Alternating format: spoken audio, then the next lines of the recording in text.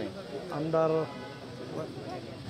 अतुल बेनके, आमदार चेतनजी तुपे, माझे ज्येष्ठ सहकारी ज्येष्ठ आमदार दिलीपराव मोहिते आणि काही पदाधिकाऱ्यांची आमची त्या ठिकाणी बैठक झाली आणि 26 तारखेला संध्याकाळी फार मोठा पक्षप्रवेशाचा सोहळा शिवाजीराव आढळराव पाटील आणि त्यांचे सर्व सहकाऱ्यांचा राष्ट्रवादी काँग्रेस पक्षामध्ये करण्याचा आम्ही त्या ठिकाणी निश्चित केलेला आहे. शिरूर लोकसभा मतदारसंघातून त्यांची उमेदवारी निश्चित झाली आहे का?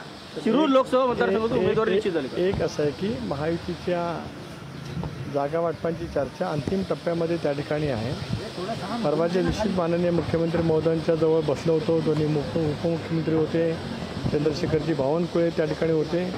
आजच संध्याकाळी या जागांच्या वाटपांच्यावरती शिक्कामोर्तब त्या ठिकाणी होईल आणि त्याच्यामुळेच ज्या अर्थी एका ज्येष्ठ सहकाऱ्यांचा दीर्घकाळ लोकसभेमध्ये अतिशय उत्तम पद्धतीने काम करणाऱ्या शिवाजीरावांचा राष्ट्रवादी काँग्रेस पक्षामध्ये प्रवेश आहे याचा अर्थ आपण त्याच्यातनं अन्वयार्थ काढू शकता. जी प्रक्रिया आहे ती अजून किती उमेदवारांच्या बाबतीमध्ये होईल? जसं आढळराव तुमच्याकडे आले तसं काही उमेदवार दुसऱ्या पक्षात जातील का? काही दिवस थांबा, थोडंसं वाट पाहायला आपल्याला लागतच असतं. महायुतीने एक निर्धार केलेला की 45+ हे उद्दिष्ट ठेवून देशाचे पंतप्रधान नरेंद्र मोदी यांचं तिसऱ्यांदा पंतप्रधान करण्यासाठी महाराष्ट्राचं योगदान, जो स्वर्गीय चव्हाण साहेबांचा महाराष्ट्र सुसंस्कृत महाराष्ट्र आहे, यामधून महायुतीचे अधिक उमेदवार निवडून आणण्यासाठी आम्ही सर्वांनी मग चंग बांधलेला आहे.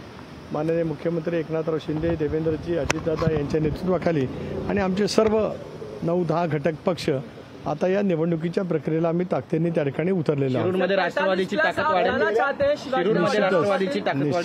निश्चितच शिरूर पुरता सीमित नव्हे तर त्यांच्या पक्षप्रवेशामुळे पुणे जिल्ह्यात महाराष्ट्रामध्ये अनेक ठिकाणी प्रत्येकाचे व्यक्तिगत संबंध त्या ठिकाणी असतात.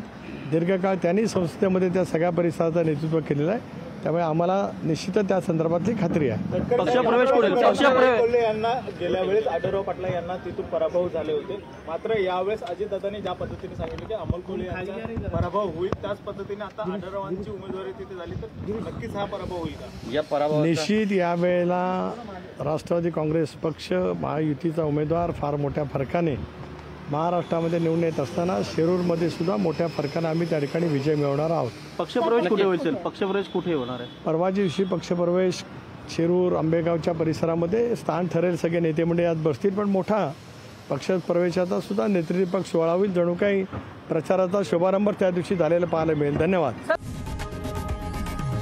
लोकशाही मराठी ऐका, पहा, जागरूक रहा.